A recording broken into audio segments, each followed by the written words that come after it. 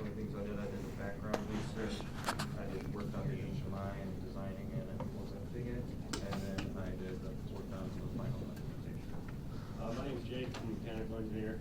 I assisted Taylor with the wiring and the diagrams and a lot of the documentation for the project.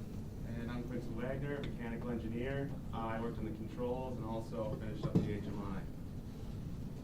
So basically there are two forms of feeder that we were working with. On the left side is volumetric, and then on the right side is a gravimetric feeder.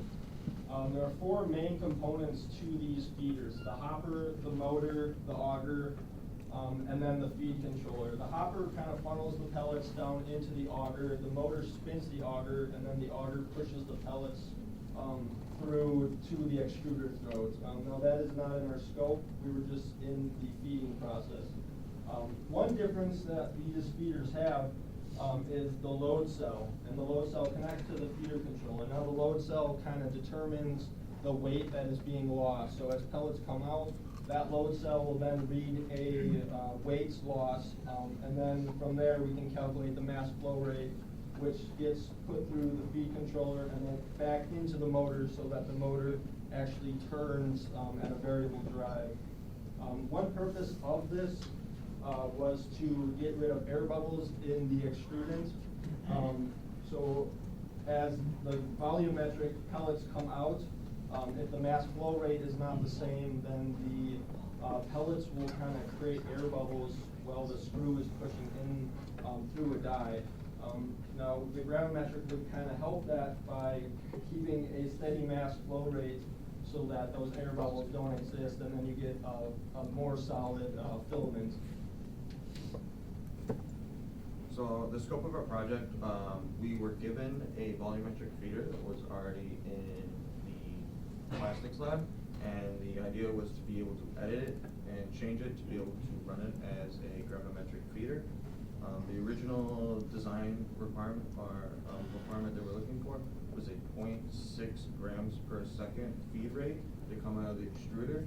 But after meeting with our sponsors and talking to them for a while, it was decided that we wanted to run this as a kind of a level, kind of getting the groundwork laid out. And so we kind of pulled back on that 0.6, even though we were still aiming for it, but we really weren't sure how close we're going to get based on our once we went through the design process. So coming to our background research, there's a couple ways you can do the weight. The first one we looked at is most industries use load cells, but we wanted to see if there was another way to do it.